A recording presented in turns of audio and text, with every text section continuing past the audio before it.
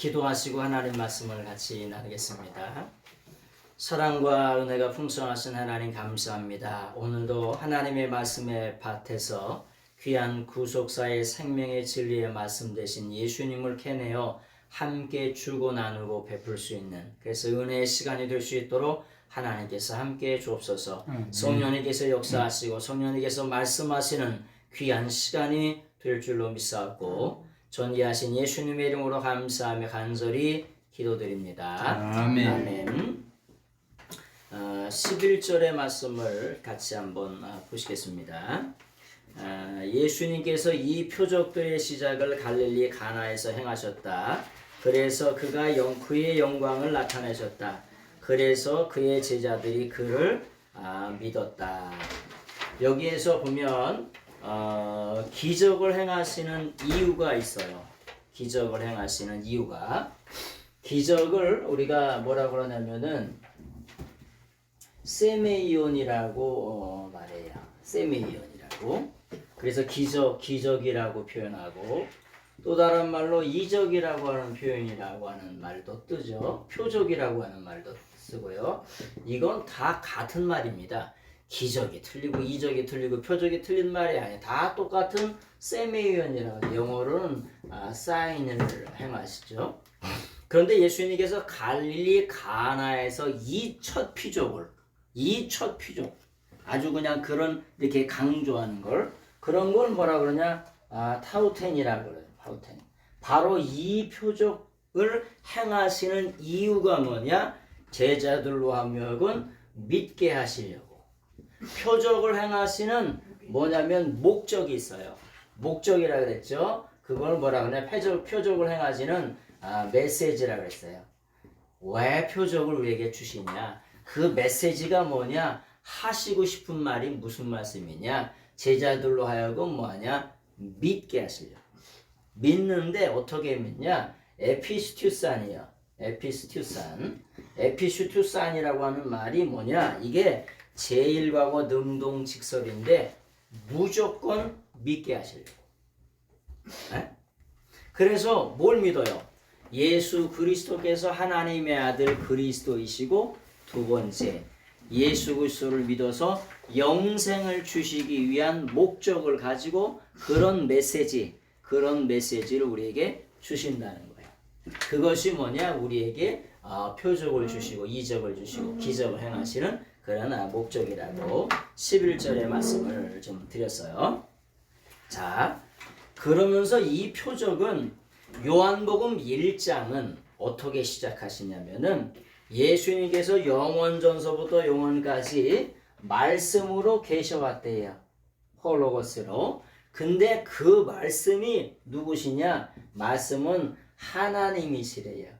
말씀이 하나님이신데 데우스라고 하는 하나님은 성자 하나님이라고 표현했죠.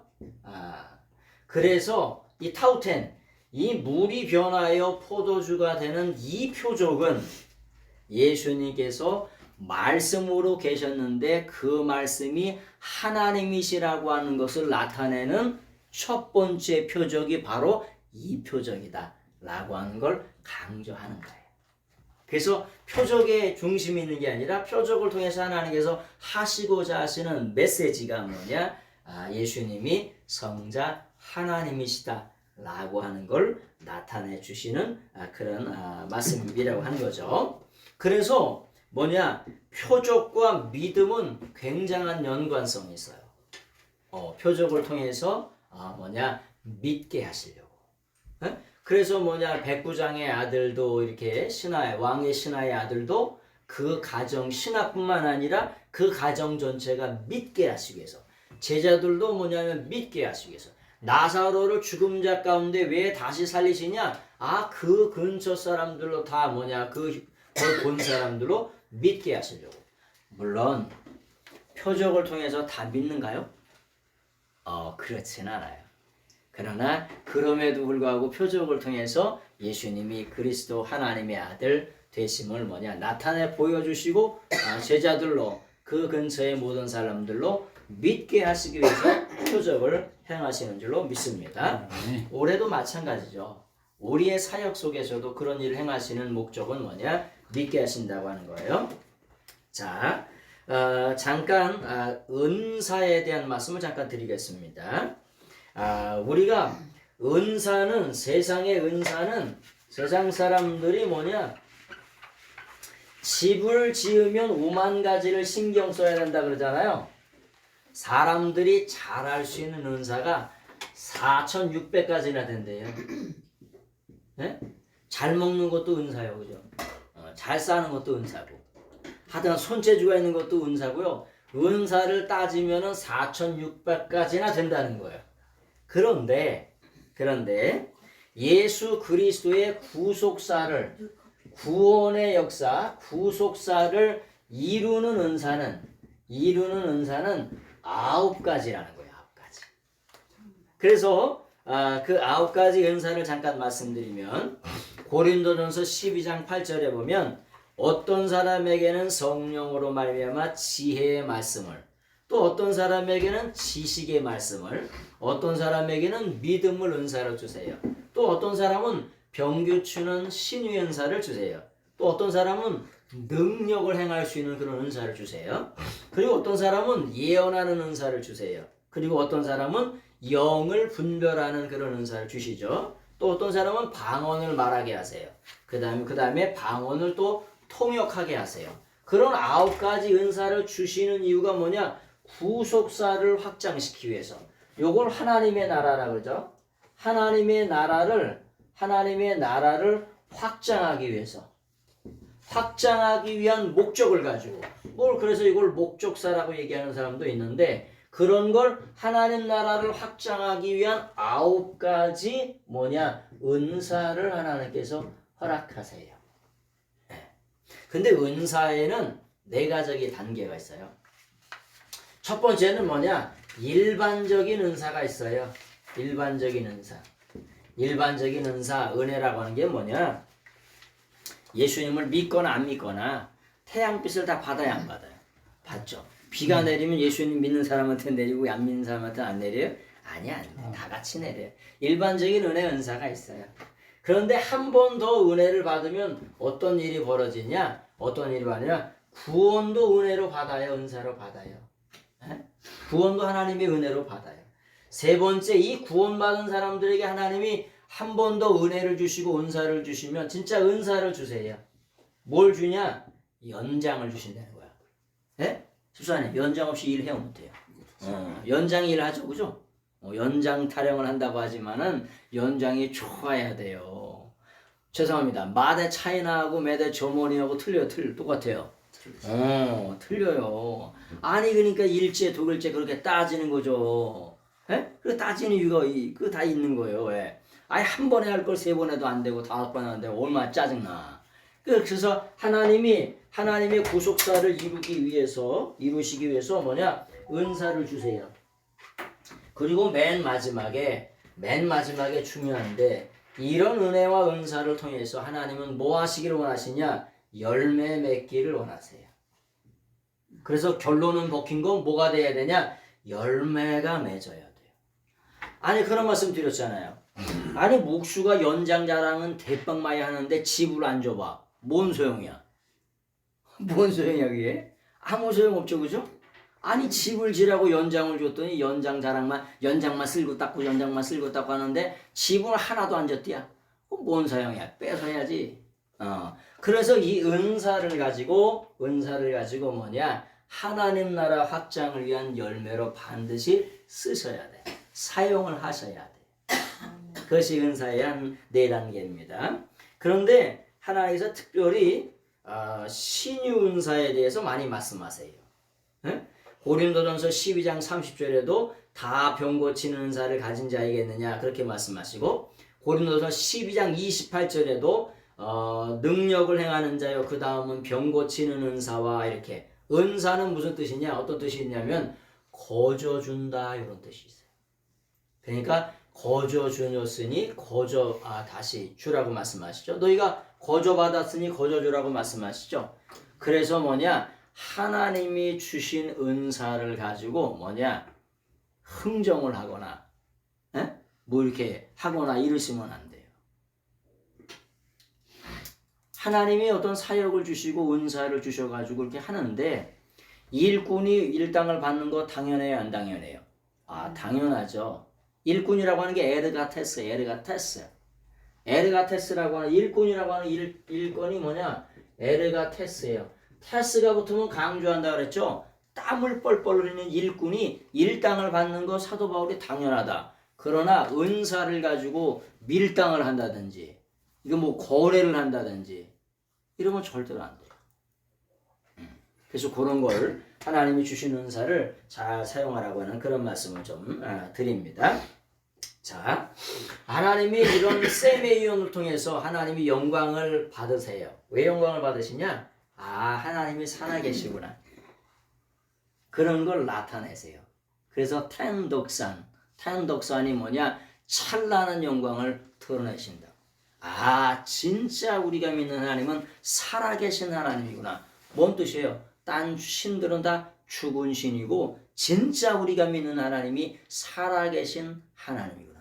그래서 영광을 받아 잡수게 하시기 위해서 그런 은혜도 주시고 표적이나 기적이나 이런 것도 주신다. 그런 말씀입니다. 그런데 지구상에서 가장 큰 표적은 뭘까요? 이 땅에서 뭐냐? 은사를 주신 목적이 있다 그랬지요? 메시지가 있다 그랬죠? 뭐냐? 믿게 하시기 위한 목적을 가지고 은사를 주신다 그랬잖아요. 그런데 지구상에서 가장 큰 표적은 뭐냐? 십자가예요. 두 번째는요, 부활입니다. 십자가와 부활이 가장 큰 표적이에요. 표적. 자, 표적을 세미언이라고 하는데 십자가라고 하는 말을 뭐냐? 스타우로스라고 하는 말씀을 드렸죠. 스타우로스의 어근이 뭐냐? 히스템이에요. 히스템이라고 하는 말이 뭐냐? 서 있다, 세우다 이런 뜻이에요. 그래서 우리가 예수 그리스도를 믿는 십자가의 복음은, 십자가의 신앙은, 예수 그리스도의 십자가 피공로를 믿는 신앙은 믿음이 세워지고 헌신이 세워지고 충성이 세워지고 다 세워지는 거예요. 그래서 자빠져 있는 것들 이것들 다 가짜. 그래서 십자가 신앙을 믿는다, 십자가의 복음을 믿는다 라고 하면 반드시 뭐냐? 일어서 하셔야 돼. 물론 하나님의 말씀 잠언이나 전도 이런 거 보니까 의인은 7번 넘어져도 8번 일어난다고 하잖아요. 그래서 반드시 세워지고 일어나는 세상이 되셔야 되는 줄로 믿습니다. 두 번째, 부활이라고 하는 말도 아나스타시스라 그랬죠. 아나스타시스라고. 이 아나스타시스라고 하는 말도 뭐냐? 위로. 이게 안오예요. 왜 안 해요? 위로 서서 올라간다는 거예요. 시스템이라고. 위로 서서 올라간다. 우리가 천사장의 호령과 나팔 소리로 예수님께서 우리를 마지막 하실 때 성경에는 예수 그리스도 메시아에 대한 예언이 545가지가 나와요. 예수님이 메시아로 이 땅에 오셔서 인류를 어떻게 고난 받으시고 어떻게 구원하실 거, 부자의 묘실에 들어가실 거, 낙이 타고 오실 것부터 시작해서 별의별 수많은 예언들이 다 뭐냐? 이루어져 있어요. 근데 그 중에 몇 개가 이루어졌어요? 544개밖에 이루어졌어요. 나머지 하나는 뭐예요? 나머지 하나 예언, 메시아 예언, 예수 그리스도의 예언 중에 한 가지 남은 게 뭐가 있어요? 재림만 남아 있어요. 우리가 재림 때에, 부활 때에 썩지 않은 몸을 입고 부활하잖아요. 근데 어떻게 부활하냐? 위로 서서 올라간다고요. 그래서 자빠져서 올라가는 사람이 하나도 없다 그랬죠. 아니 국방부 장관이었는데 별이나 이런 분들이 자빠져 있어요? 이야, 국방부 장관 있으면 그냥 촥 난리가 납니다. 난 그런 대대장님 처음 봤어. 국방부 장관이 별이 그냥 공군 참모총장이 별이 4개가 딱 왔는데 이 대대장님이 뭐 대대에서 뭐 부를 게 없고 뭐 대장이잖아. 근데 그 대대장님이 그냥 쫙 난리가 났더라고 완전히. 와, 이런 것도 있구나. 그런 걸 경험했어요. 근데 다 뭐냐? 서 있어. 그래서 우리가 반드시 서서 올라가시는 그런 여러분들 되시길 예수님의 이름으로 부탁을 드리겠습니다. 자, 오늘 이제 12절 말씀을 좀 보겠습니다. 12절을 제가 읽어드리고 강의를 쭉 시작하면서 그냥 보시면 그냥 들으세요. 이것 후에 그와 그의 어머니와 그의 형제들과 그의 제자들이 가버나움으로 내려갔다. 그리고 거기에 그들의 많은 날들을 머물지 않았다. 뭐냐, 이것 후에라고 하는 말이 뭐냐, 메타타우타라고 하는 게 뭐냐, 메타타우타라고 하는 게, 메타투토라고 하는 게 뭐냐, 이 사건들 후에, 이 사건들 후에라고 하면 구체적으로 뭐냐면은 물이 변하여 포도주가 되는 이 사건들 후에 예수님께서 어디로 내려가셨냐? 어디로 날아가셨냐면은 가버나움으로 내려가셨다는 거예요. 가버나움으로. 여러분, 성경에는 인명지명이 여기 보세요. 인명지명이 2973개가 나와요. 2900가 넘게가 나와요. 그런데 인명지명만 알아도 대단한 복음입니다. 가버나움이 무슨 뜻이에요? 가버나움으로 내려가셨대요. 내려가셨다는데 이 가버나움을 뭐라 그러냐? 카파르 나훔이라 그래요. 나훔. 이걸 카파르나움이라 그러는데 이 나훔이라고 하는 말을 어디서 들어보시지 않으셨어요? 나훔. 선지자 중에 나훔서가 있어요. 나훔이 무슨 뜻이에요? 나훔이 무슨 뜻이냐? 위로, 자비, 긍휼 이런 뜻이에요. 네? 긍휼. 그래서 이거를 나훔이라고 얘기하는데 이 나훔이라고 하는 말이 뭐냐? 이 나훔이라고 하는 말이 위로, 자비, 긍휼이라고 하는 말인데 예수님께서 거기 그 가나에 있으시면 예수님이 헌화와 괄체와 영광을 다 받으실 거 아니에요. 그리고 예수님의 제자들도 동달아서 어떻게 되는 겁니까? 원님 덕분에 나팔 불 거 아닙니까?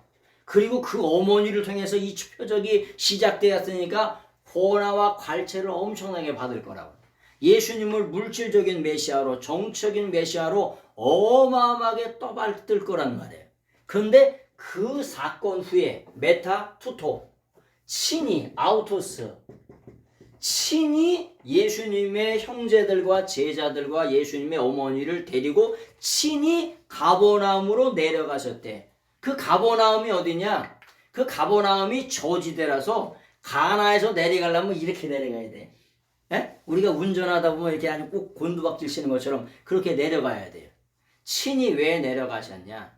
세상의 사람들이 주는 헌화와 갈채와 그런 박수를 다 버리고 가버나움, 하나님의 위로가 머물고 하나님의 자비와 긍휼이 머무는 그 마을로 내려가셨다는 거예요.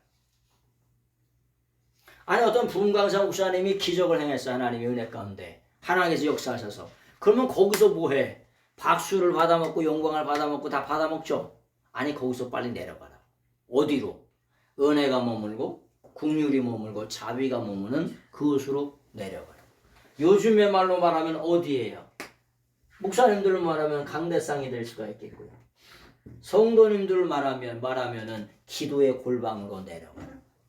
왜? 세상의 그 어떠한 것보다도, 세상의 그 어떠한 환호와 갈채보다도, 세상에 없어질 그런 환호와 갈채가 아니라 하나님이 주시는 위로와 긍휼과 평강에 거기로 내려가라. 그래서 예수님도 거기로 친히 아주 아우토스, 친히 자기 자신이 스스로 아주 먼저 데리고 제자들과 어머니를 다 데리고 내려가셨다. 그런 말씀이 거기에 들어있는 말씀입니다. 12절. 미시나라고 하는 법전이 책이 12,000권이 넘어요. 평생 읽어도 못 읽고 12,000권이요. 근데 거기에 죽은 자가 살아난다는 얘기가 있을까요? 없을까요? 없습니다. 없어요. 물이 변하여 포도주가 된다는 얘기가 있을까요? 없을까요? 없습니다. 그래서 예수님께서 이런 표적들을 행하시는 이유가 뭐냐? 표적을 행하시는 목적들은 뭐냐? 예수님이 구세주 메시아가 되신다. 그리스도가 되신다. 그렇게 그런 말씀이죠. 자, 가버나움에 대한 좀 말씀을 좀 더 드리는데요. 마태복음 8장 5절을 한번 보세요. 마태복음 8장 5절. 8장 5절을 찾으신 분 한번 읽어봐 주세요. 예수께서 가버나움에 들어가시니라 이제 구장이 나와 간구하여. 예. 예수님께서 가버나움에 들어가시니 거기에 누가 있냐면은 가버나움에 누가 있는 거예요? 백부장이 있는 거예요. 아니 백부장이면 백부장이지 왜 꼭 가버나움에 있을까요? 인명지명이 뭐라 그랬지요? 진리가 들어있는 거예요. 성경은 있잖아요. 우연이라고 하는 게 하나도 없어요. 네? 우연이 없고 전부 다 필연이에요. 하나님이 그 말씀, 성경 말씀이 1600년 동안 우려서 쓰여진 말씀이라 그랬죠. 그죠? 1600년 동안 우려가지고 이 성경 말씀이 기록된 거예요. 네? 40명의 저자에 의해서 구약은 32명, 신약은 8명 해가지고 40명의 기록자. 원래 원저자, 오리지널 원저자는 성부, 성자, 성령이시고 40명의 기록자들에 의해서 기록되었는데 1600년 동안 우려서 기록된 거예요. 그래서 이 낱말 하나나 글자 하나에 예수 그리스도의 복음이 싹 다 들어가 있어요. 기가 막히게 들어가 있어요. 그런데 가버나움의 백부장이라는 거예요. 왜? 위로가 흐르고 긍휼이 흐르고 자비가 흐르는 그 백부장이 뭐냐? 자기의 종을 뭐냐면 고쳐주게 됩니다. 그 예수님께 찾아와요. 소문을 듣고 찾아왔겠죠. 내 신하를 좀 고쳐, 내 하인을 좀 고쳐달라고. 그랬더니 주님께서 내가 가서 고쳐주리라 그렇게 말씀했더니 백부장이 뭐라고 그래요? 나도 내 밑에 종이 있는데 종 보고 이리 하라면 이리 하고 저리 하라면 저리 하는데 예수님이 영원전서부터 영원까지 말씀 한마디로 우주 만물을 만드신 분 아닙니까? 내 집에 오는 것도 허락지 않겠습니다. 다만 말씀으로만 하옵소서. 그러면 내 종이 낫겠나이다. 왜? 백부장이에요. 그 당시 로마 군대는 최상의 군대입니다. 그래서 명령 한마디에 죽고 명령 한마디에 사는 거예요. 군대가 그렇잖아. 요즘 군대가 안 그렇다는데 요즘에. 에? 명령에 죽고 명령에 사는 거예요. 군대라서 해볼 수 있는 일이 많이 있어. 근데 요즘엔 그렇지 않다고 하더라고요. 군대가 그런 데예요. 명령에 죽고 명령에 사는데. 그런데 백부장이 고침받아요. 여러분 마태가 있죠. 마태복음을 기록한 마태가 뭐냐? 이 마태가 뭐냐? 하나님의 선물이란 뜻이에요. 하나님의 선물. 네? 하나님께서 마태복음 9장 9절에 마태복음 9장 9절에 예수님께서 마태를 부르시죠. 아폴로데이모이 나를 따르라. 그렇게 부르시죠. 마태복음 9장 9절 한번 찾아보세요. 거기서 이제 강의가 나오기 시작합니다. 9장 9절 한번 읽어보세요. 마태라는 사람이 세관에 앉아 있는 것을 보시고 나를 따르라 하시니라. 예, 거기 보니까 마태라 하는 사람이 세관에 앉아 있는데 그 세관이 앉아 있는 세관이 어디냐? 거기가 가버나움이에요. 그래서 우리가 앉아 있는 데를 주의하셔야 돼. 내 삶의 자리가 하나님이 위로가 머물고 긍휼이 머물고 자비가 머무는 그런 자리에 있는 건지 아니면 세상의 자리에 오만한 자리에 죄악을 짓는 그 자리에 있는 건지를 늘 언제나 고민하셔야 돼. 내가 어느 자리에 앉아 있느냐, 어느 자리에 서 있느냐. 하나님께서 가버나움의 마태를 앉아 있는 고민하면서 앉아 있는 마태를 부르세요. 마태가 왜 고민할까요? 아니 아버지가 하나님의 선물이라고 하는 이름을 지어줬는데 지금 세관에서 뭐하냐? 텍스 콜렉터로서 세금을 뜯어먹고 있어요. 세금을 뜯어먹어가지고 하나는 로마에다 바치고 하나는 어디다? 종교 지도자에다가 두 가지를 유대인들의 피를 빨아가지고 하나는 로마에다가 바치고 하나는 종교세로 이렇게 바치는 텍스 콜렉터를 하고 있는 거예요. 지금 세관을 하고 있는 거예요. 그러니까 고민되겠어요, 안 되겠어요? 고민되죠. 에? 아버지가 나를 하나님의 선물이라고 하나님의 선물이라고 이름을 주었는데 이름값을 하나도 못하고 있는 거예요. 그러니까 예수님께서 따라오라고 말씀하시니까 무조건 따라갔다는 거예요. 고민도 안 하는 놈이 따라갔다는 거예요? 에? 그동안 얼마나 고민을 많이 했는지 예수님께서 한마디 나를 따라오느라 말씀하실 때 그것을 다 내팽개치고 따라가는 거예요. 아니 거기 만족했으면 따라갔을까 안 따라갔을까? 안 따라갔겠죠. 왜? 똥똥거리고 이완영이처럼 말아먹어가지고 다 똥똥거리고 살 텐데 경기도지사 돼가지고 다 말아먹었잖아. 그런 것처럼 살 텐데 따라가는 거예요. 한마디로 나를 따라오느라 말씀하니까 무조건 따라가는 거예요. 응? 왜? 그동안 고민을 많이 한 거예요. 내가 이렇게 살아서는 안 되는데 하나님이 주신 이런 고귀한 이름이 있는데 그런 것을 통해서 바라볼 수 있다고 하는 거죠. 13절. 자, 같이 한번 원문의 말씀을 그대로 한번 읽어보겠습니다. 142페이지 읽어보겠습니다. 시작. 그리고 유대인들의 유월절이 가까이 있었다. 그래서 예수님께서 예루살렘으로 올라가셨다. 여러분,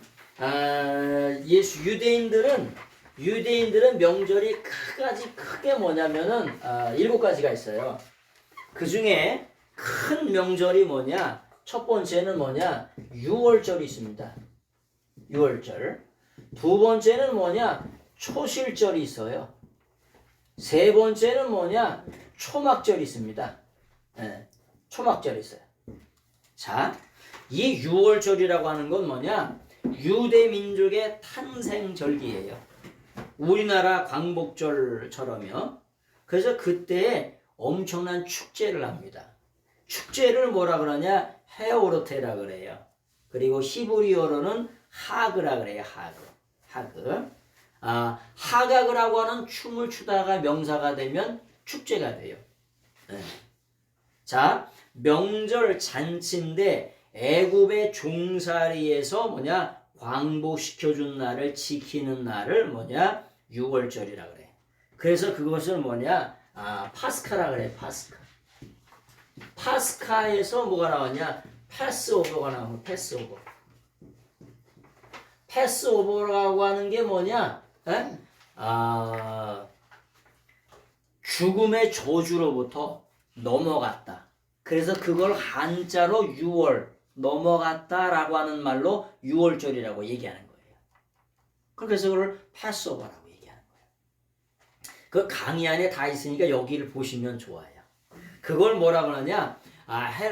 히브리어로는 뭐냐? 페사흐라 그래.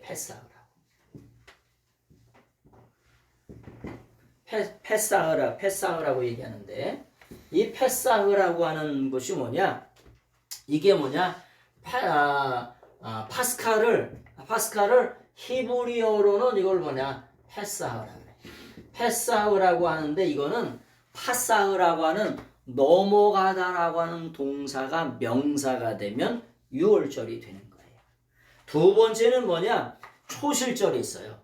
초실절은 또 다른 말로 뭐라 그럴까요? 초실절은 뭐냐? 첫 열매를 거두는 거예요. 가나안 땅에 들어가서. 첫 열매가 뭐가 제일 먼저 나오죠?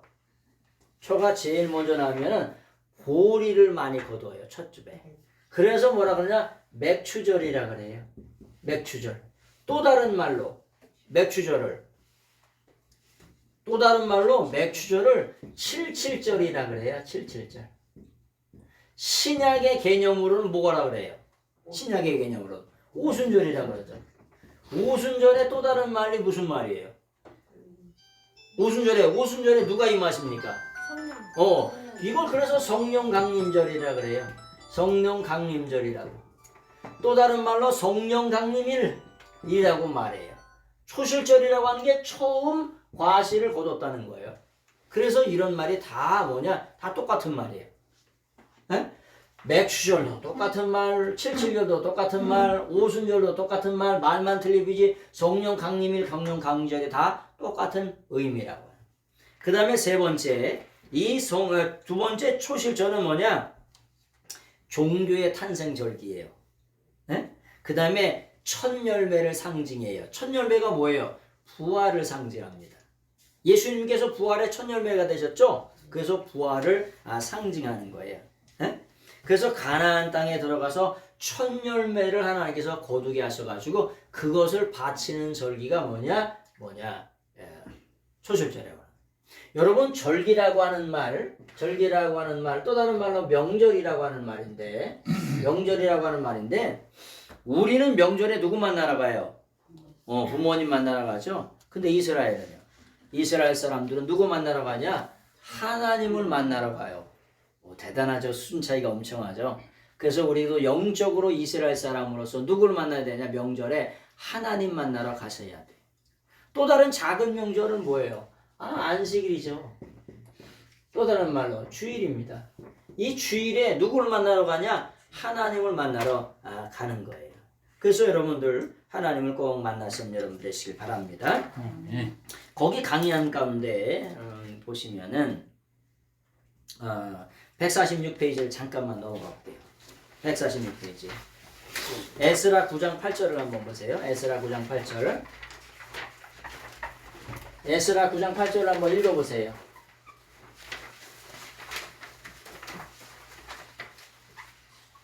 에스라 9장 8절 146페이지. 우리에게 잠시 동안 남겨줘 피하게 하시고 거룩한 처소에 박히는 목과 같게 하시고 우리 하나님이 우리 눈을 밝히사 우리가 정도를 당하는 중에서 조금 생각하게 하셨나이다. 에스라 9장 8절. 이제 우리 하나님 여호와께서 우리에게 잠시 동안 은혜를 베푸사 얼마를 남겨두어 피하게 하신 우리를 그 거룩한 처소에 박힌 목과 같게 하시고. 여러분, 우리가 이렇게 거룩한 처소가 있어요.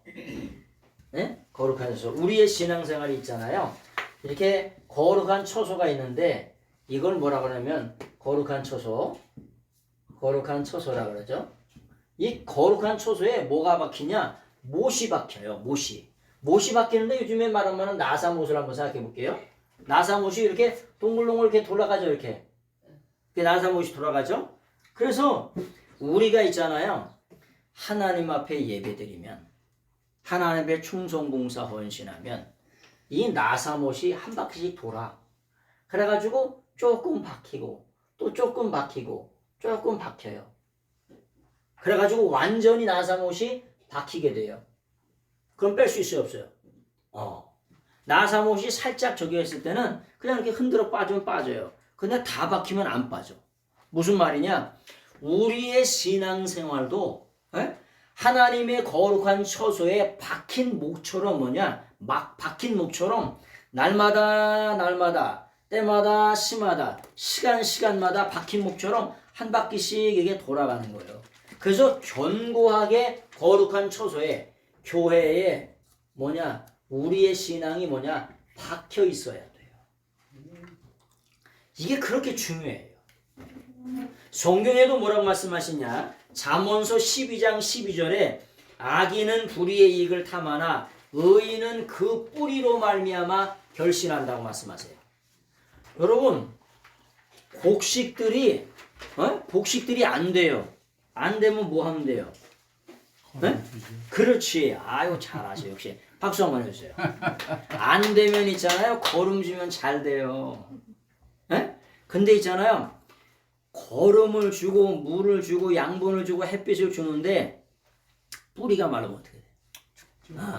뿌리가 또 썩으면 뿌리가 썩어도 안 되고 말라도 안 돼요. 그래서 세상의 모든 곡식들은 뿌리로 말미암아 결실하는 거예요. 뿌리로 말미암아. 뿌리가 견실하고 튼튼하면 어떻게 되냐? 잘 살아요. 뿌리에서 그냥 물을 쫙쫙쫙 빨아들이고 영양가를 그냥 쭉쭉 빨아들이면은 내 인삼 하나가 무슨 무만 하더라. 인삼이 있잖아. 한 차가 750g인데 750g이잖아요. 요즘에 기술이 좋은 건지 하여튼간 거름을 많이 주는 건지 인삼이 두 뿌리에 이렇게 올라가요. 750g이. 두 뿌리에 올라가면 무슨 무 새끼 같아. 이만해. 두 뿌리가 올라가. 보통 한 5개, 6개, 7개 많이 올라가면, 그리고 좀 크면 한 3개 반 정도 이렇게 올라가거든요. 한 차가 750g인데 근데 2개가 올라가. 근데 그건 무슨 이만한 무 뿌리 같아. 그렇게 올라가. 그렇게 잘 키우는 사람도 있어요. 선수들이. 응? 근데 뿌리로 말미암아 결실하는 거야. 우리가 신앙도 뭐가 있었냐? 뿌리가 있어야 돼. 응? 그래서 신앙생활을 2대, 3대, 4대 이렇게 하시는 분들, 그 신앙에 뿌리가 있기 때문에 그냥 잘 되잖아요. 그죠? 누군가가 심으면 누군가가 거두죠. 그죠? 아니 우리 아버지 어머니가 심고 사과나무를 심고 배나무를 심고 돌아가셨어. 그럼 누가 따먹어요? 아니 제가 따먹죠. 제가 못 따먹으면 누가 따먹어? 아니 내 아들이 딸이 따먹는 거죠. 그 누군가가 심어야 누군가가 거두는 거예요. 그래서 여러분의 신앙의 삶 속에 열심히 심으세요. 그래서 거두는 거예요. 견고한 목과 같이 하나님의 거룩한 처소에 성전에 견고하게 못이 박혀 있어야 돼. 그랬더니 에스라가 종로를 하는 중에서 조금 소생하게 하잖아. 소생케 하는 그런 놀라운 복들이 임할 줄로 믿습니다. 그래서 그런 말씀을 잠깐 드리고요. 세 번째 이스라엘의 저기 가운데 어떤 일이 있냐면 절기가 초막절이 있습니다. 초막절을 또 다른 말로 뭐라 그래요? 장막절이라고 합니다. 또 수장절이라고도 얘기해요. 초막절. 예수님께서 초막절에 오시죠. 나중에 보면은 초막절에 예수님께서 성전에 가시는 모습이 또한 성경 가운데 나와요. 그때 또 초막절에 대한 말씀을 좀 다시 한번 드리도록 하겠습니다. 그러면서 한마디만 드릴게요. 초막절은 뭐 하는 거냐? 텐트를 치고 있잖아요. 텐트를 치고 사는 거예요. 그래서 그걸 장막절이라고 해요. 이스라엘이 출애굽에서 나왔을 때 뭐 하고 살았냐? 텐트 치고 살았어요. 근데 예수님께서 이 땅에 뭐 하고 오셨어요? 스케노. 말씀이 육신이 되어 오셨다 그랬죠? 근데 육신이 되어 오셨다라고 하는 그 말이 스케노라고 하는 게 이 땅에 텐트를 치고 오셨다고. 인간의 연약한 텐트를 치고 오셨어요. 그래서 로마 병정에 찔리면 찔리셔야 되고, 그 다음에 배고프면 잡수셔야 되고, 피곤하면 주무셔야 되는 그런 인생의 연약한 텐트를 치고 이 땅에 오셨다.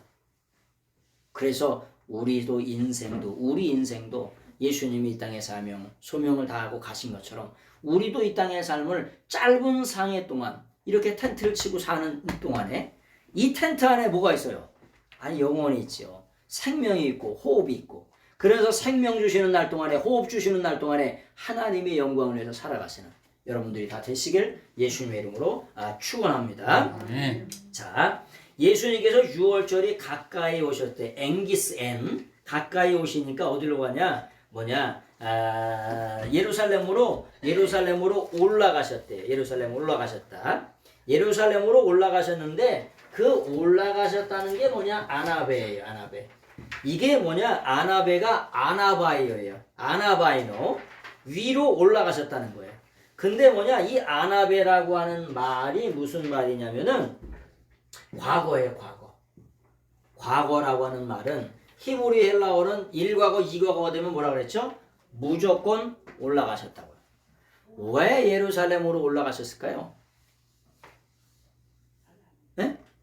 왜 예루살렘으로 올라가세요? 예루살렘으로 올라가셨다. 예루살렘이 뭐가 있어요? 예루살렘으로 가셨다.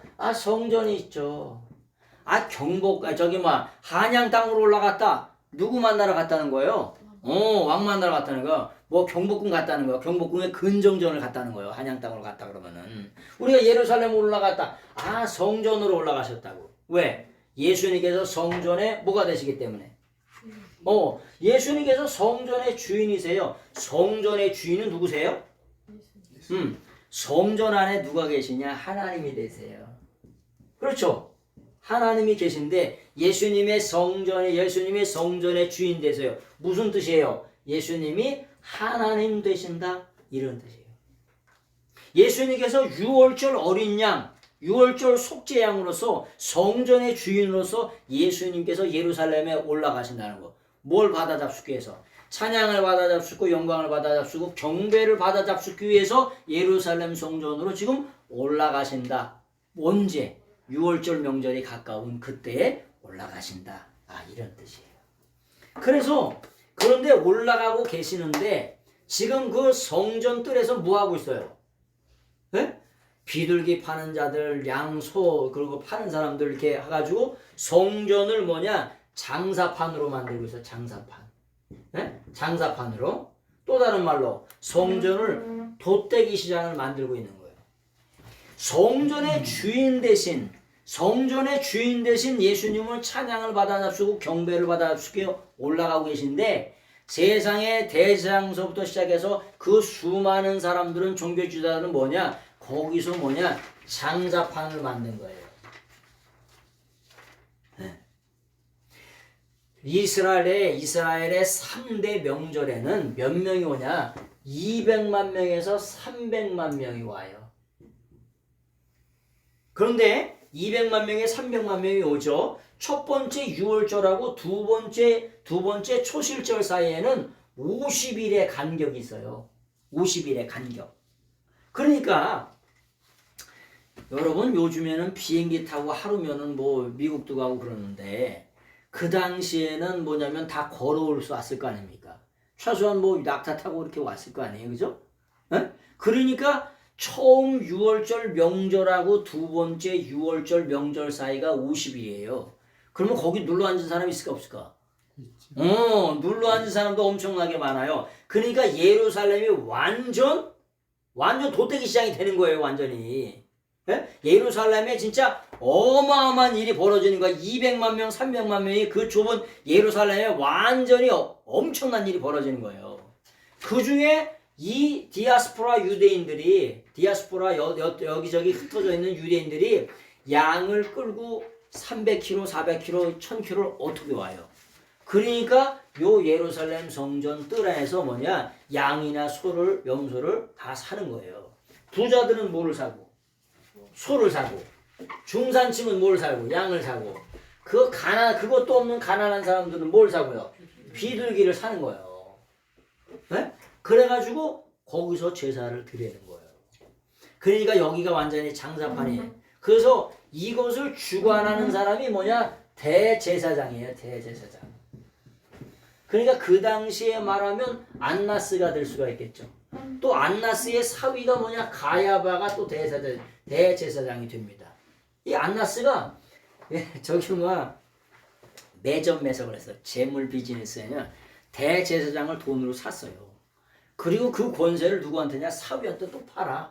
그래서 사위가 다 말아먹고 있는 이때에 지금 가야바 안나스의 대제사장이 있던 요때에 요때에 그냥 안나스가 하고 말아야 되잖아요, 그죠? 네. 근데 사위한테 줬기 때문에 같이 나와 이놈들이. 사위한테 줬으니까 같이 말아먹고 있는 거예요. 요때가 지금 요런 시대예요.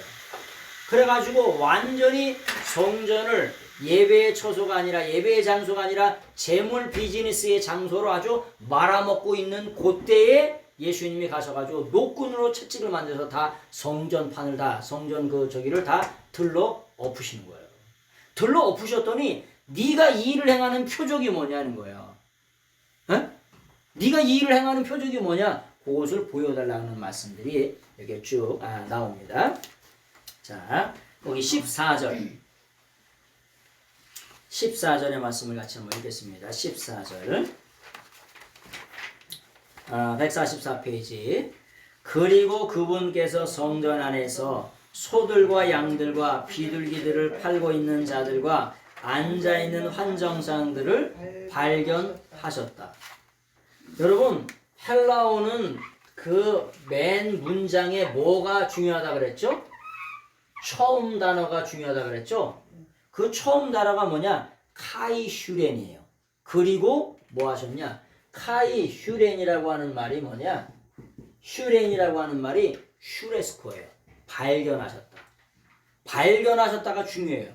첫 번째 뭘 발견하셨어요? 첫 번째 뭘 발견하셨어요? 뭘 발견하시냐? 소들, 그 다음에 양들, 그 다음에 또 비둘기들을 파는 사람들을 뭐하냐? 발견하셨어요. 첫 번째. 그리고 두 번째는 뭘 발견하셨어요? 두 두 번째는 뭘 발견하셨냐면은 환전상들을 발견하셨어요. 환전상. 예수님께서 어서 오세요. 예수님께서 슈렌 발견하셨는데 뭘 발견하셨냐면 소들, 양들, 비둘기 파는 사람들, 그 다음에 환전상들을 발견하셨다. 그 발견하셨다는 게 그게 중요해요. 슈렌이라고 하는 말. 근데 히에론이라고 하죠. 엔토라고 하는 게 히에로라고 하는 말이 히에로라고 하는 말이 성전 경내 안에서 이렇게 네, 어서 오세요. 성전 경내 안에서 물건을 파는 소나 양이나 비둘기 파는 사람들, 그리고 환전상들을 발견하셨다는 거예요. 재물의 종류는 제가 말씀드렸죠. 부자들은 소를 잡아들였고, 그 다음에 보통 사람들은 양들을 잡아들였고, 가난한 사람들은 비둘기를 잡아들였다고요. 근데 그들이 그렇게 잡아들이면서 성전 앞에서 이렇게 할 수밖에 없는 이들은 디아스포라 유대인들이라고 하기 때문에 수많은 그 멀리 떨어져 있는 디아스포라라고 하는 것이 이리저리 흩어진 씨앗들이라고 하는 거예요. 디아스포라. 우리가 디아스포라라고 하는 말을 많이 들어보셨죠? 디아스포라라고 하는 말이 디아스포라라고 하는 게 이 디아가 이리저리 이런 뜻입니다. 그래서 집사님, 일꾼을 뭐라고 하냐? 디아코노스라고 하죠. 디아코노스, 집사님이라고 하는 뜻이 이리저리 먼지를 풀면서 일하는 그 사람을 뭐라고 하느냐? 일꾼이라고 그래요. 그래서 거기도 디아라고 하는 말 써요. 디아가 이리저리 일하는. 스포라는 스페르마타가 씨앗이란 뜻이에요. 그래서 유대인들이 결국에는 AD 70년에 디도 장군을 통해 가지고 완전히 예루살렘이 초토화돼 버리죠. 그래서 전 세계로 흩어집니다. 그 전 세계로 흩어졌던 디아스포라 유대인들이 유월절 명절에 하나님 앞에 예배드리기 위해서 오는 거예요. 그 사람들이 요런 재물을 잡아서 하나님 앞에 드리죠. 그래서 거기에 예수님께서 그것을 발견하셨다, 그런 뜻입니다. 여기 환전상들을 케르마티스타스라 그러는데, 케르마티스타라 그러는데, 이게 케르마티조라고 하는 잔돈으로 바꿔주는 사람들을 환전상이라고 합니다. 그걸 텍스 컬렉터라고 그러죠. 텍스 컬렉터. 우리가 교환해주는 사람. 근데 우리가 요즘에 텍스 컬렉터 하더라도 공항에 가면 보통 10만 원 바꾸면 얼마 줘요? 그래도 10만 원 바꾸면 99,800원 정도 주지 않나요? 99,500원 정도? 근데 이 당시에는 어떻게 되냐? 10만 원을 바꾸면은 5만 원, 6만 원 요 정도로 줬대요.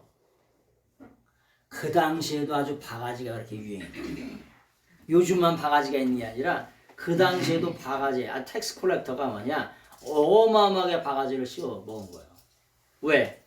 아니 전 세계에 흩어져 있는 사람들이 볼 때에 예루살렘에서 쓰는 이스라엘 사람들이 쓰는 그 돈으로 바꿔야 되잖아요. 그래서 거기서 어마어마한 이득을 남겼다는 거예요. 자, 그런 말씀을 좀 드립니다. 말씀을 드리면서 예수님은 유대인의 유월절 명절이 가까이 있어. 그래서 앵규스 N이라 그랬죠. 성전에 가시죠. 성전에 왜 가시냐? 성전의 주인으로서 찬양을 받아 잡수고 존경을 받아 잡수고 예배를 받아 잡수고 영광을 받아 잡수려고 가시는데, 그 영광은커녕 그 당시에 대제사장들이, 서기관, 바리새인, 율법 학자들, 종교학자들이, 종교 지도자들이 뭐 하는 거냐? 재물 비즈니스를 하고 있다는 거예요. 그래서 예수님께서 뭐 하시냐? 노끈들을 만들어 가지고 채찍으로 완전히 다 흩으시는 것을 바라보게 됩니다. 15절 말씀을 같이 한번 읽겠습니다. 15절 원문 그대로의 말씀을 147페이지 한번 보세요. 시작. 그래서 노꾼들로부터 채찍을 만드셔서 그가 모든 자들을 양들과 및 소들을 성전으로부터 내쫓으셨다. 그리고 그가 환전상들의 동전을 쏘주셨다. 그리고 그가 상을 뒤집어 엎으셨다. 자, 여기 말씀해 보니까 노끈이라고 하는 말을 프랑겔리온이라고 합니다. 프랑겔리온. 왜 노끈을 만드셔서 다 이렇게 흩으셨냐면은 그 당시에 예루살렘 성전에는 무기나 쇠붙이를 가지고 들어갈 수가 없어요. 그래서 예수님께서 노끈을 만드신 거예요. 노끈이라고 하는 말은 플라겔롬이라고 하는 라틴어에서 따간 헬라어예요. 그래서 그 노끈을 만드셨습니다. 그 로마의 중대한 징벌을 할 때 채찍을 만들고 노끈을 만들어서 이렇게 하죠. 노끈을 만들고 그 끝에 우리가 영화라든지 이런 데 보면은 성화라든지 이런 데 보면 그 노끈의 끝에 뭐가 있냐 아주 그냥 쇠갈고리 같은 걸 달기도 하고 짐승의 뼈를 달기도 하고 막 이렇게 달죠. 그래서 예수님께서 채찍에 맞으실 때 보면 이렇게 막 훑어지고 보면 막 피점이 살점이 막 떨어지기도 하고 막 그런 채찍 같은 거 그런 걸 한번 상상해 보시면 생각해 보시면 되겠습니다. 그런 채찍을 만드셔서 양을 팔고 소를 파는 그런 사람들을 다 이렇게 흩으셨다라고 하는 것을 바라보게 됩니다. 그리고 여기 보니까 내쫓으셨다라고 하는 말이 나와요. 성전 밖으로 내쫓으셨다. 그것을 뭐라고 그러냐? 엑세발렌이라고 그래요. 엑세발렌. 그거는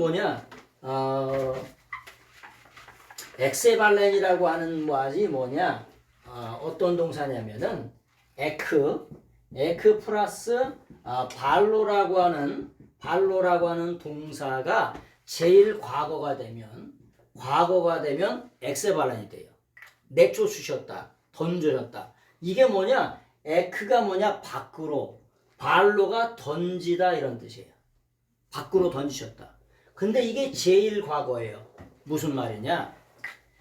헬라어에서 제일 과거, 제2 과거는 단 한 번뿐인 사건을 말하는 거예요. 무조건 거기서 끝났어요. 무슨 말이냐? 성전을 돛대기 시장으로 만들고 재물 비즈니스 하는 사람을 단번에 쫓아내셨다고. 그래서 영원토록 못 들어오게 만드셨다는 거예요. 무슨 말씀이냐? 오늘을 사는 시대에도 하나님의 성전을 재물 비즈니스를 하기 위해서 오는 사람들이 있어요.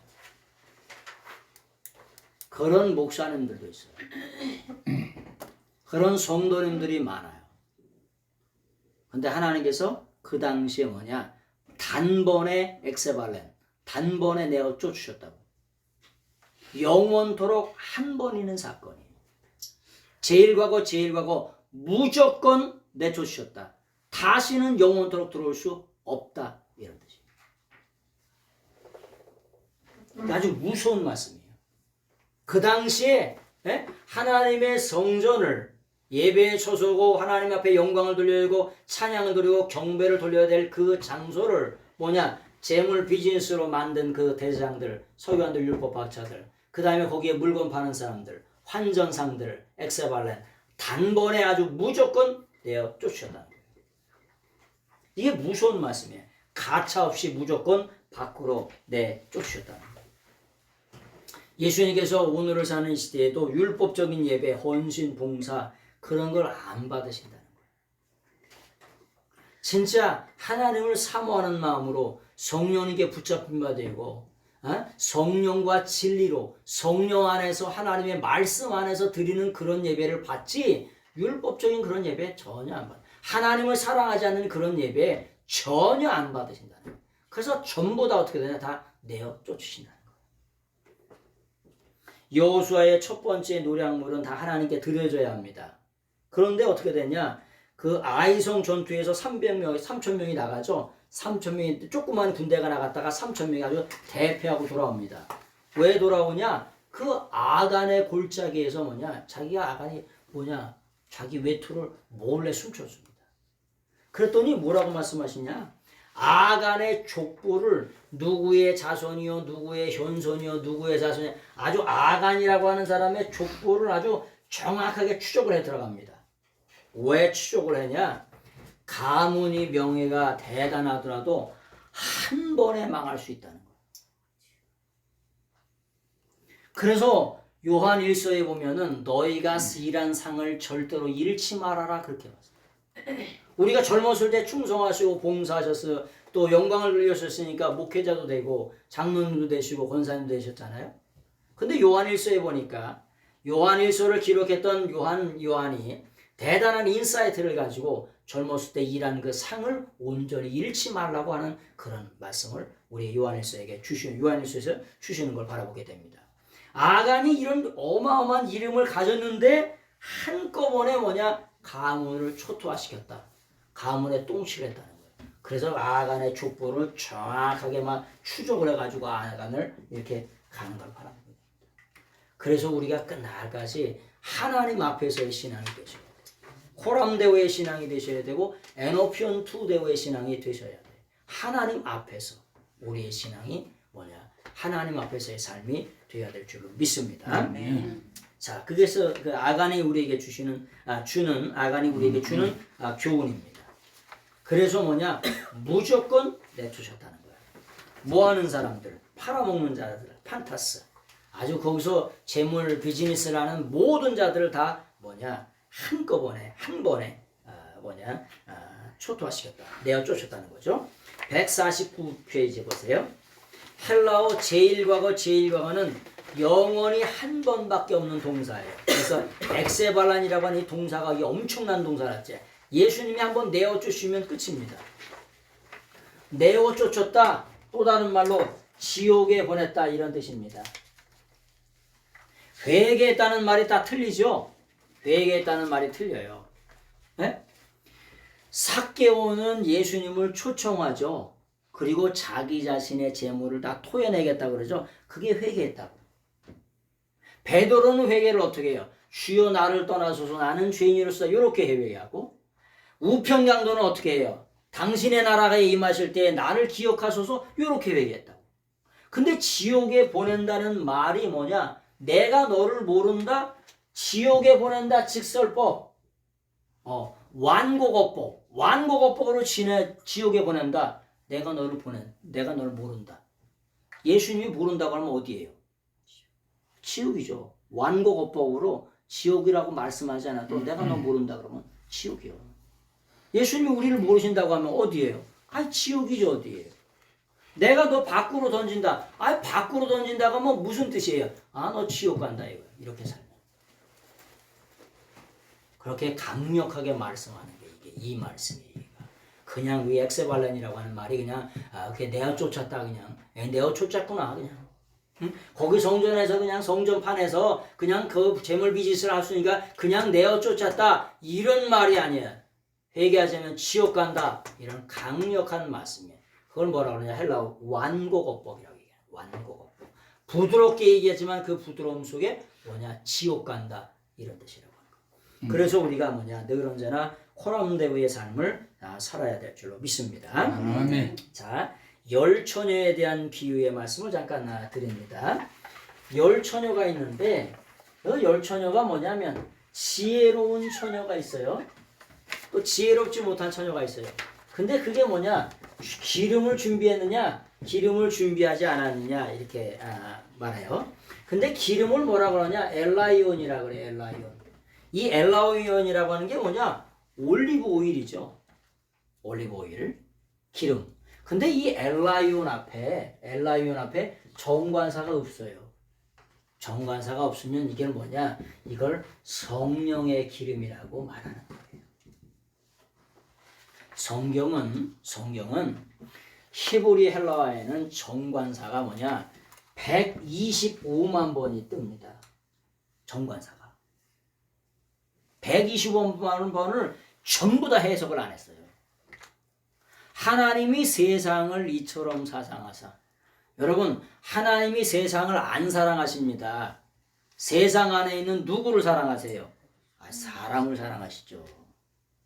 토코스모, 정관사가 따가닥 붙어 있어요. 세상 안에 있는 인류를 사랑하신다고. 제가 서울 안에 있는 대학에 있는 제 서울 대학을 사랑해요? 서울대 다니는 딸을 사랑해? 아, 딸을 사랑하죠. 딸이 호주에 유학 가 있어요. 유학을 가거나 이렇게 가 있다고 쳐요. 그러면 호주를 사랑해? 호주에 관심이 있어요? 호주 안에 있는 내 딸에 관심이 있어요? 아, 호주 안에 있는 내 딸에 관심이 있어요. 호주가 어떻게 되는지 상관없어. 호주 안에 있는 내 딸에 있는 관심이 있지요.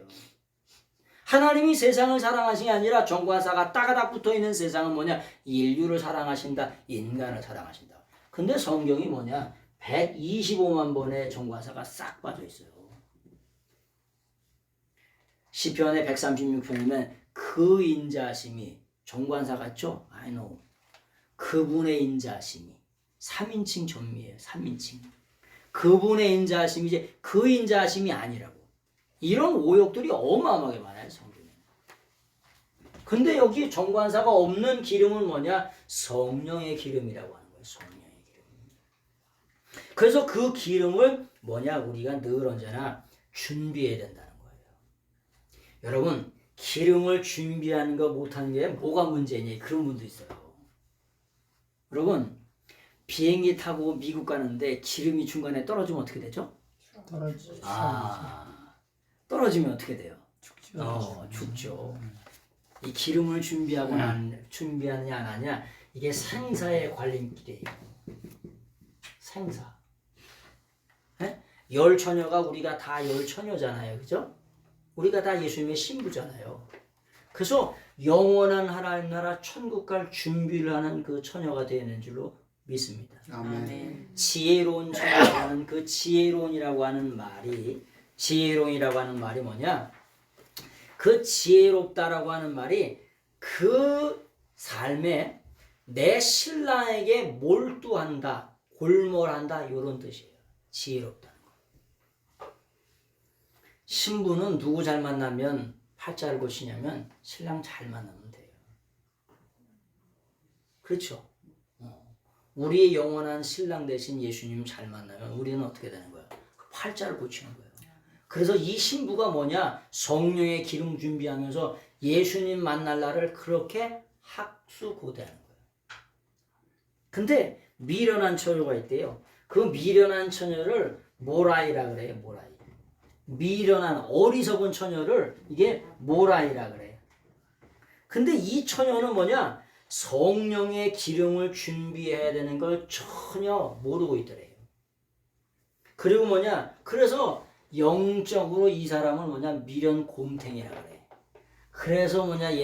제가 지어준 이름이 에라이야, 에라이. 이런 에라이. 네? 미련한 처녀들은 에라이. 왜요?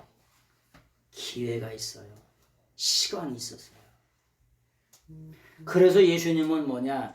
생명 주시는 날 동안에, 건강 주시는 날 동안에, 또 물질을 주시고 삶을 주시는 날 동안에 예수님을 진짜로 잘 믿어야 돼요. 왜? 우리는 일생만을 위해서 사는 게 아니라 뭘 위해서 사는 인생이 사는데냐? 영생을 위해서 사는 사람들이기 때문에 그렇습니다. 근데 어리석은 처녀는 그걸 전혀 죽음 너머의 영원한 영생이 있음을, 신랑 대신 예수님께서 나를 데리러 오신다는 그 재림의 날을 전혀 준비하지 않고 있더래. 그래서 그게 그 미련한 처녀가 모라예요. 어리석은 처녀라. 그런 말씀을 드립니다. 자, 채찍을 만드신 다음에 예수님께서 뭐냐? 아주 그냥 환전상을 들러 엎으시는데 아주 씩씩거리면서 아주 들러 엎으신다는 거예요. 아네 트랩센이라고 하는 게 뭐냐? 제일과거 능동 분사예요. 분사. 아주 그냥 씩씩 들리면서 들러 엎으신다는 거예요. 왜 그러냐? 예배의 중요성을, 예수님께서 잡수셔야 될 찬양과 경배와 영광을, 하나님께서 잡수셔야 될 찬양과 경배의 영광을 재물 비즈니스로서 거기서 미쳐있는 그 사람들을 다 들러 엎으신다는 거예요. 씩씩대면서. 아주 작심을 하시고 구약적인 예배 다 쫓아버리고 이제 성전의 주인인 유월절 양 대신 예수님을 뭐냐면 드러내시는 거예요. 예수님께서 뭐냐? 사역 공생의 3년 반 동안에 뭐냐면 유월절을 4번 지냈습니다. 공식적으로 4번. 첫 번째 유월절에는 뭐 하시냐? 이 성전 청결 사건을 하시는 거예요. 두 번째 유월절에는 뭐 하시죠? 베데스다 연못 사건을 일으키시죠. 예루살렘 근처에 베데스다 연못가에 가셔가지고 안식일에 그것도 고치세요. 안식일에 왜 고치세요? 안식일의 주인이 바로 나라는 거예요. 그걸 나타내 보이시는 거예요. 하나님이시라는 거예요. 세 번째는 오병이의 기적을 일으키시죠. 맨 마지막 유월절에는 어떻게 예루살렘 성전에서 십자가에 못 박혀 죽으시는 그런 유월절의 죽음을 죽으시죠. 그 4번의 유월절을 지내십니다. 그래서 첫 번째 유월절에 성전 청결 사건을 행하시는 것을 이렇게 바라보게 됩니다. 그 다음에 마태복음 8복 중에 말씀이 있습니다. 마태복음 5장 8절인데 이 말씀은 저희가 부흥회 때 마태복음 2박 3일 성경 부흥회를 했습니다. 마태복음의 원문 말씀을 가지고 부흥회를 했어요. 제 유튜브에 가시면 제 강화 임마누엘 이렇게 치시면 마태복음에 대한 5장 8복에 대한 말씀이 쭉 나와 있습니다. 8복에 대한 말씀이 뭐냐? 마카리오의 호의죠. 마카리오스라고 하는 영적으로 복을 받고 있는 사람은 이렇게 살아야 된다. 그래서 하나님의 의에 대해서 8복을 한마디로 말하면 의입니다. 의를 공의, 정의, 정직, 옳음이라고 말할 수 있죠. 근데 이 의는 뭐냐? 하나님의 나라 백성으로서 하나님의 나라에 살려고 하면 반드시 의로운 삶을 살아야 된다.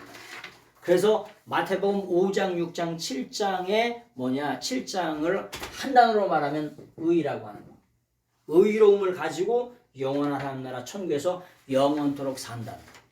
그래서 마태복음 7장에 마무리하시죠. 누구든지 내 이 말을 듣고 그대로 행하는 자는 반석에 집을 진 사람과 같다. 이렇게 방점을 딱 찍으시죠. 그래서 우리가 신앙은 믿고 순종하는 거예요. 듣고 순종하는 겁니다. Trust and obey예요. 우리가 믿었으면 반드시 뭐가 따라야 돼? obey가 따라야 돼. 순종하셔야 돼. 그래서 믿고 순종하는 거고 듣고 순종하는 것이 신앙입니다. 그래서 마태복음에 대한 5장 8절에 대한 말씀을 잠깐 드리고 넘어가겠습니다. 16절 말씀을 한번 원문 그대로 한번 읽어보겠습니다. 시작. 그리고 비둘기 파는 자들에게 그가 말씀하셨다. 너희는 이것들을 여기서 들어올려라. 너희는 나의 아버지의 집을 장사하는 집으로 만들지 말라. 아멘. 여기 보면 아라테라고 하는 말이 나오죠. 아라테. 이 아라테라고 하는 말이 이게 아이로 동사가 있어요. 아이로가 들어올리다 이런 뜻이죠. 들어올리다, 제거하다. 요한복음에도 보면 1장 29절에 예수님께서 세상 죄를 제거하시는 이라고 하는 말이 아이로 동사예요. 아이로 동사. 세상 죄를 제거하신다. 들어올린다. 여기에 말씀해 보니까 들어올리다 이런 뜻이죠. 말씀하셨는데 너희는 이것들을 여기서 들어올려라. 그 상들을 다 들어올리라는 거예요. 다 들어올려서 다 가지고 가라는 거죠. 그리고 너희는 나의 아버지의 집을 장사하는 집으로 만들지 말라. 이렇게 말씀하는 걸 바라보게 됩니다. 그런데 예수님께서 하나님의 성전을 나의 아버지의 집이라고 하잖아요. 나의 아버지. 네? 나의 아버지. 파트러스 무. 이 투 파트로스 무라고 하는 말이 무한 말이냐? 이게 나의 아버지란 뜻이에요. 여러분, 그 당시에 유대인들한테 하나님이 나의 아버지라고 하면 이 유대인 종교 지도자들은 다 미쳐 돌아갑니다. 이런 말을 전혀 이해 못해요. 이 당시의 상황은. 그런데 예수님께서 뭐라고 하냐? 나의 아버지라고 말씀하세요. 그리고 성경에서 나와 하나님은 하나이다 말씀하세요. 그 유대인 종교 지도자들의 이런 사람들을 바라볼 때는 완전 미친 거예요. 그래가지고 결론은 뭐냐? 결국은 예수님을 죽여야 된다는 결론이 계속해서 나는 거예요. 왜? 나와 아버지는 하나다. 나의 아버지 집이다. 이 성전이 나의 아버지 집이라는 거예요. 전혀 유대인의 입장에서는 전혀 이해할 수 없는 거예요. 이거 엄청난 말씀이에요, 이게. 예? 이런 말씀을 하니까 유대인들이 나중에는 결국은 결론 내자. 예수님 한 사람만 죽으면 끝난다. 그래서 십자가에 못 박혀 죽는 거예요. 죽이신 거예요. 물론 그 죽음에는 구속사의 진리에 구속사를 이루기 위한 인류의 영원한 번제단 골고다에서 우리 인생을 향한 속죄의 제사를 드리시게 되죠. 그러나 유대인의 입장에서 바라볼 때는 나의 아버지 여기서 뿅 가는 거예요. 미치는 거예요. 전혀 이해할 수 없는 말을 하시는 거예요. 나의 아버지의 집이라고 하는 그런 말씀. 나의 아버지의 집을 장사하는 집으로 만들지 말라. 아주 뭐뭐하지 말라. 이 매라고 하는 게 뭐냐? 이게 낫이에요, 완. 노가 아니에요, 노. 아주 절대로 만들지 말라. 히브리어로 말하면 라. 내 앞에 아주 어떠한 신상이 있던데 절대 만들지 말라. 라. 아주 절대로 만들지 말라는 그런 말씀들이 들어있는 겁니다. 자, 그러면서 나라고 하신 것, 나의 아버지 집이라고 하신 것은 하나님의 아들이시라고 하는 것. 하나님의 아들 하나님이시라고 하는 것. 예수님은 본질이 하나님이시라고 하는 걸 말씀하고 계신 거예요. 나의 아버지 집이라고. 그래서 하나님 아버지가 나의 아버지시고 나는 그의 특별한 아들이라고 말씀하시는 거죠. 그래서 장사하는 그리고 돛댕이 시장으로 만들지 말라고 강력하게 장사하는 집을 만들지 말라고 그렇게 강력하게 말씀하시는 거예요. 포이에테이테라고 하는 말이 그렇게 말씀. 포이에가 뭐냐? 포이에오 동사가 만들다, 창조하다 그런 뜻이잖아요. 절대로 만들지 말아라 그런 말씀을 하시는 거죠. 자, 우리가 고린도전서 3장 16절이나 6장 16절에 보면은 우리가 몸된 성전이라고 합니다. 성전. 몸된 성전이라고 하는 말을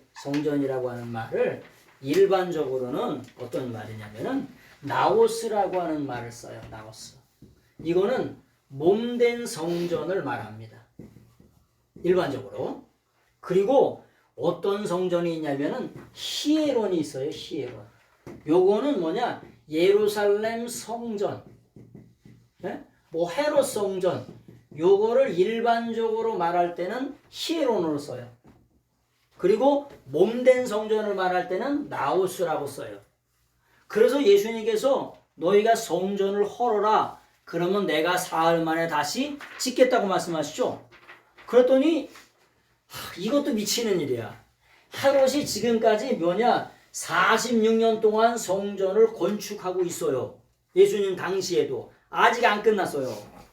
헤롯 성전이 64년을 짓습니다. 예수님이 십자가에 못 박혀 죽으시고 나서도 한참을 지어서 완공을 합니다. 물론 조금 있다 또 다 망가지지만 AD 70년에 완전히 망가지지만 이렇게 46년 동안을 지우고 있어요. 근데 예수님께서 이것을 헐라는 거예요. 그러면 다시 지으리라. 생각해 보세요. 여러분, 목사들한테 성전을 헐라 그러면 어떻게 될까? 목사님들한테 성전을 헐라 그러면 어떻게 될까? 에? 이게 말이 나오는 말이에요? 말도 안 되는 말이에요. 말도 안 되는 말. 목사님들 성전 때려서 부시면 나 같아도 가만히 있겠어요? 에? 가만히 안 있죠. 중국 저기 보세요. 다 난리가 나지. 포크에 와서 하니까 거기서 뒤집어지고 난리 나지. 근데 이 40년 동안 짓고 있는 성전은 헐어버리라는 거야. 내가 사흘 만에. 그런데 예수님은 몸된 자기 성전을 말씀하시는 거고, 그 당시에 종교 지도자들은 히에론으로 받아들이는 거야. 그래서 성경은 말하면 말길 알아들어야 돼. 글을 보면 글길 알아들어야 돼. 이게 그렇게 중요한 거예요. 성경은 있잖아요. 우리가 이게 번역술 성경이죠. 트랜슬레이션이죠. 트랜슬레이션 안에 이 원문 안에 어마어마한 진리가 들어있어요. 상상도 못하는 진리가 들어있습니다. 그래서 우리가 이 말씀의 보화를 캐내어가지고 드리는 거예요. 글자 안에 언어 하나하나에 복음이 들어있고 전부 다 예수 그리스도가 들어있어요. 그런 걸 밝히는 신학을 뭐냐? 주경신학이라 그래요. 그래서 주경신학이 학문의 꽃이라고 얘기하는 거예요. 더 이상 높이 올라가는 학문 자체가 없어요. 그러니까 주경신학이 학문의 꽃이에요. 이 글자 하나하나에 언어 하나하나 안에서 뭐를 예수 그리스도를 캐내어가지고 그 말씀의 보화를 이렇게 캐내드려요. 종교 지도자들은 히에론으로 알아들어요. 그 당시에 헤롯 성전으로 알아듣는 거예요. 근데 예수님은 자기의 몸된 성전을 말하는 거예요. 뭐예요? 파괴하라. 십자가야. 너희들 결국은 나를 죽일 거라고 하는 예언적으로. 그러나 나는 부활할 거라고 하는 거예요. 너희들 조상이 마귀이기 때문에 나를 파괴할 거라는 게 결국은.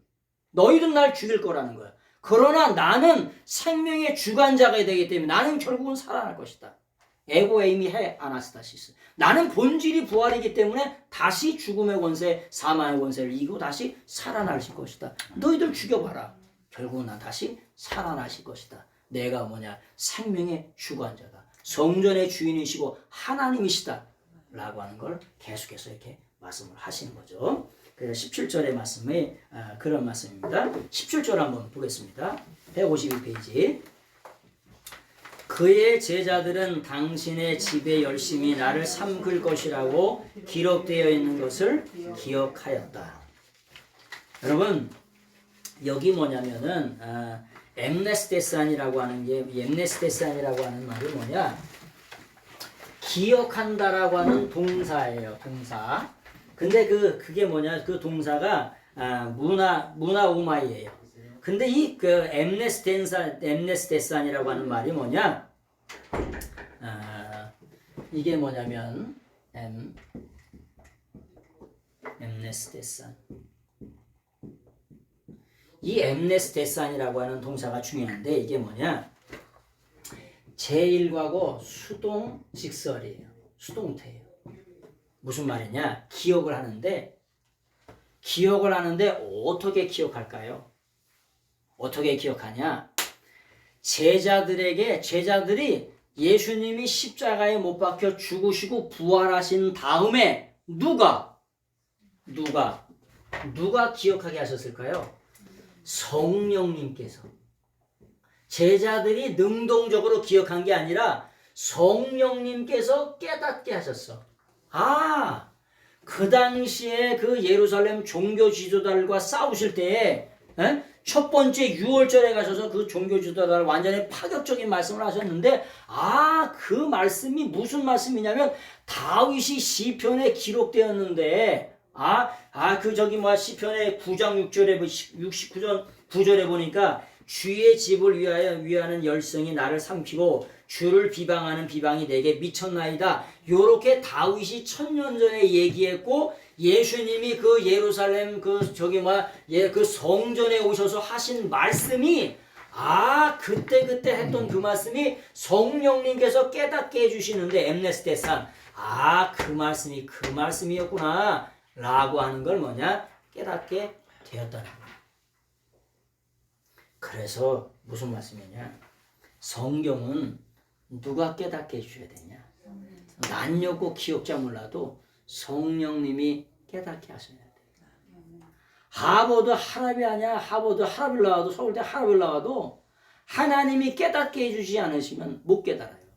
근데 낯놓고 기억자 몰라도 예수님을 잘 믿을 수 있는 이유는 뭐냐? 성령님이 깨닫게 하시면 돼요. 아멘.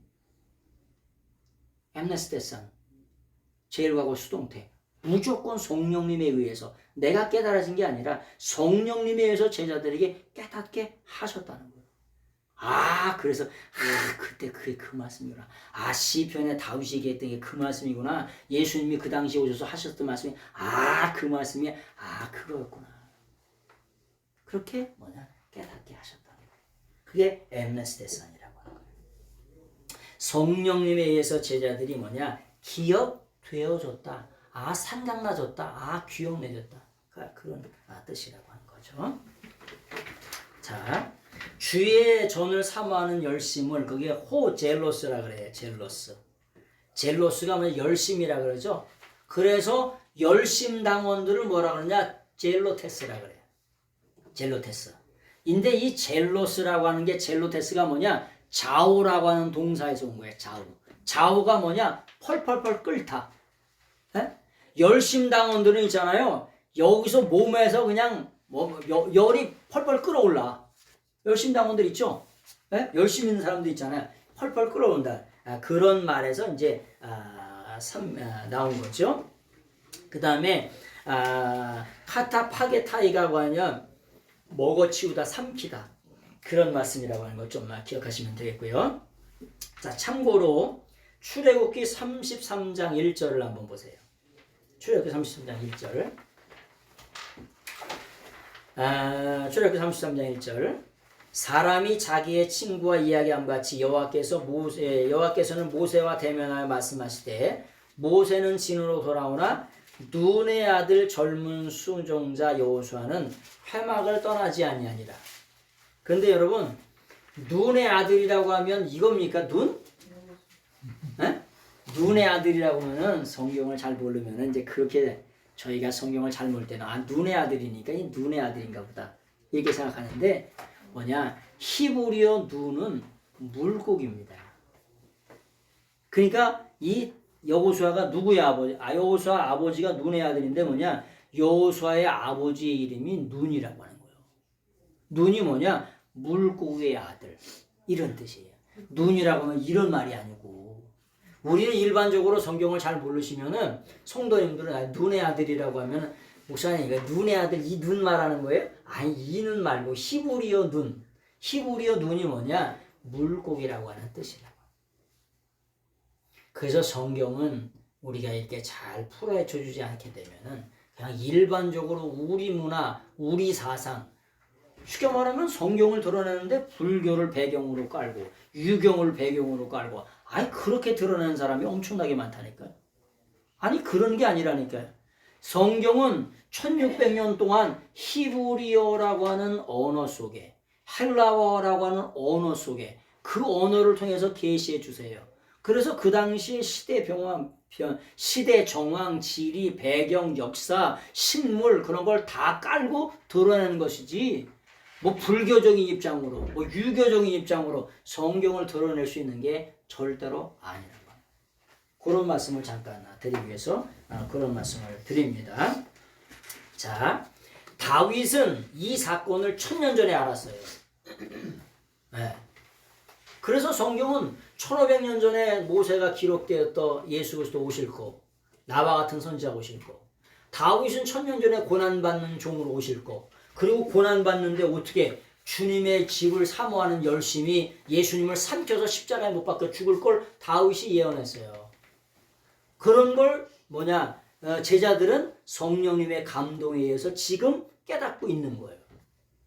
우리는 그 깨달은 걸 지금 말씀을 배우면서 깨닫고 있는 거고요. 그래서 우리가 신앙생활을 하는데 반드시 성령님의 감동이 반드시 필요해요. 성령 신앙은 지식이 아니라고. 그러나 말씀의 보화 속에 이렇게 또한 지식을 배우다 보면 깨닫는 게 빨리빨리 가죠. 빨리빨리. 원문은 성경을 배우는데 최고입니다. 더 이상은 없어요. 우리가 일반적인 성경 있잖아요. 일반적인 성경은 그냥 이렇게 신학가에서 이게 노는 거. 근데 원문을 성경을 알게 되면 태평양 바다에서 노는 거예요. 태평양 바다에서. 망망대해에서 노는 거예요. 끝도 없고 한도 없는 진리의 바다에서 수영을 치는 거예요. 어마어마한 진리가 들어있어요. 상상 못할 진리가 들어있어요. 어느 정도 수준에 하나님 수준의 지혜가 들어있어요. 하나님 수준의 진리가 들어있고 그런 거예요. 자, 이런 것을 깨닫게 하셨다. 그런 말씀입니다. 18절 18절 말씀을 보겠습니다. 시작. 그래서 유대인들이 대답하였다. 그리고 그들이 그에게 말하였다. 내가 우리에게 무슨 표적을 보여주느냐? 왜냐하면 내가 이것들을 행하기 때문이다. 첫 번째 6월절에 성전 가서 들러 엎으니까 왜? 이거 완전히 대제사장에게 반길드는 거예요. 왜? 대제사장. 이 대제사장이 재물 비즈니스의 아주 그 왕초예요, 왕초. 네? 대제사장이 주관해서 하는 건데 제사장이 하는 장사판을 들러 엎었다. 그것도 30세 청년 예수가. 네? 그러니까 성경의 물음이 뭐냐? Who is he 아닙니까? Who is he? 아니 그 성전판을 들러 엎었던 그 청년 그가 누구냐? 네? 이게 물음이잖아요. 네? 근데 네가 그렇게 하는 이유가 뭐냐는 거예요. 나한테 뭘 달라? 표적을 달라. 헬라인은 뭘 원하고? 지혜를 원하고. 유대인은 항상 뭘 원하고? 표적을 달라는 거야. 네가 메시아인 표적이 뭐냐? 네가 그리스도인 표적이 뭐냐? 네가 하나님의 아들인 표적이 뭐냐? 그 표적을 또 계속해서 이제 보여달라고 이제 쫓아다니면서 집요하게 그 표적이 뭐냐? 그 표적을 보여달라 이렇게 하는 거예요. 그런 것을 이렇게 표현하죠. 여기 보니까 대답하였다. 이렇게 그들이 그에게 말하였죠. 무슨 표적을 보여주느냐? 그 말씀만 드리고 마치겠습니다. 보여준다는 말이 뭐냐? 데이크니에이스예요. 이 동사가 뭐냐? 데이크니오예요. 데이크니오라고 하는 이 니오라고 하는 이 동사가 무슨 뜻이냐면은 데이크니오라고 하는 동사는 자세하게 보여준다 이런 뜻이에요. 본다는 게 호라우가 있어요. 호라우는 영의 눈 떠서 보는 거예요. 블레포는 육의 눈으로 보는 거예요. 엠블레포는 그 안에 들어가서 자세히 보는 거예요. 기노스코는 뭐냐? 이렇게 뭐냐면 지식의 눈으로 보는 거예요. 카리스는 뭐냐? 영의 눈이 떠서 보는 거예요. 보는 게 싹 다 틀려요. 근데 뭐냐? 데이크니오, 너 보여달라고 이렇게 명령해요. 네가 메시아인 표적이 뭐냐? 네가 이렇게 행하는 표적이 뭐냐? 보여달라. 데이크니오, 자세하게 보여달라는 거예요. 자세하게 보여달라. 빌립이 그러죠. 예수님이 하나님을 자세하게 보여달라고. 그랬더니 나를 본 자는 하나님을 보았거늘 또 누구를 보여달라고 하죠. 그때 쓰는 말도 데이크니오예요. 자세히 보여달라. 전도하러 나가면 하나님을 뵈달라는 사람이 그렇게 많아. 하나님은 영의 눈이 띄어가지고 호라오. 영의 눈이 떠서 믿음의 눈으로 보시는 거예요. 육의 눈으로 보는 게 아니고. 아니 육의 눈으로 이게 저기 공기가 보여요? 육의 눈으로 말이 보여요? 아니 말은 듣는 거고요. 음식은 맛보는 거고요. 공기는 마시는 거예요. 보는 게 아니라. 공기를 계속해서 피해달라고 하면 어떻게 해야 돼? 그렇게 묻고 따지고 우기면 그래서 하얀 병원에 데려다 줘야 되죠. 하얀 병원에 데려다 줘야 되는 거예요. 그래서 믿음의 눈으로 보는 거예요. 근데 자세하게 보여달라. 데이크니오라고 하는 동사를 쓰고 있다는 거예요. 여기 무슨 표적을 보여주느냐? 이게 데이크니에이스라고 하는 말이 아주 자세하게 증명해 주라. 자세하게 보여줘라. 이렇게 그런 말을 쓰고 있다는 거예요. 그랬더니 예수님께서 뭐라고 말씀하시냐? 나는 요나의 표적밖에 보여줄 게 없다는 거예요. 십자가와 부활밖에 너희가 보여줄 게 없다. 물론 어마어마한 걸 보여주시죠. 근데 눈이 감겨가지고 봐요, 못 봐요? 눈이 감겨가지고 못 봐. 예? 영적으로 장님이에요. 무슨 말이냐? 아니 요즘에 장님이 어디 있어요? 다 라식 수술 받으면 되지. 백내장 수술 받으면 되지. 영적으로 장님을 말하는 거예요. 요즘에 귀머거리가 어디 있어요? 영적인 귀머거리를 말한다는 거예요. 안진뱅이가 어디 있어요? 안진뱅이는 한 번도 못 봤다. 옛날에 저기 할 때 30년 전에 봤죠. 지금 안진뱅이 이렇게 돈 이렇게 구걸하시는 분도 안 계세요. 안진뱅이가 어디 있어요? 안진뱅이 없냐? 아니 신앙이 없고 믿음이 없어서 안진뱅이라니까. 충성이 앉아있고 헌신이 앉아있고 예배가 앉아있고 다 자빠져 있어. 앉아있어. 그걸 안진뱅이라고 하는 거예요. 영적인 안진뱅이를 말하는 거지 그 안진뱅이를 말하는 게 아니라고요. 예? 그렇게 다 누워있고 자빠져 있다니까. 그 안진뱅이를 말하는 거예요. 그래서 이 본다는 게 그렇게 중요해요. 본다는 게. 그렇게 중요한 거예요. 자, 근데 예수님은 요나의 표적밖에는 뭐냐? 보여줄 게 없다고 말씀하시죠. 예수님의 예언적인 말씀이죠. 나는 십자가에서 뭐냐? 부활할 것이다. 그런 말씀을 보여준다. 그렇게 말씀하시는 거죠. 그래서 그런 말씀을 이렇게 오늘 말씀 거기까지 좀 드리겠습니다. 오늘 말씀을 정리합니다. 첫 번째 예수님의 공생의 퍼블릭 라이프 첫 번째 유월절에 성전을 청결케 하는 사건을 일으키십니다. 왜 일으키시냐? 예수님께서 성전의 주인 되신다는 걸 보여주시는 거예요. 그래서 예루살렘으로 올라가신다. 아니 그냥 예루살렘으로 무슨 한양 땅 올라가듯이 올라가신 게 아니라 찬양을 받아 잡수고 영광을 받아 잡수고 예배를 받아 잡수기 위해서 예배의 대상이 진정한 대상자가 올라가신다는 거예요. 근데 그 예루살렘 성전은 종교제단은 전혀 준비되어 있지 않다는 거예요. 그래서 성전판을 들러 엎어진다. 엠네스테산 아주 무조건 내어 쫓으신다는 거예요. 무조건 내어 쫓았다. 제일 과거 아직도 못 돌아왔어. 영원토록 못 돌아와요. 그래서 우리의 신앙은 그날까지 주님을 예배하고 찬양하고 영원한 나라 갈 준비하시고 이렇게 사시는 것이 진정한 복인 줄로 믿습니다. 아멘. 기도하겠습니다.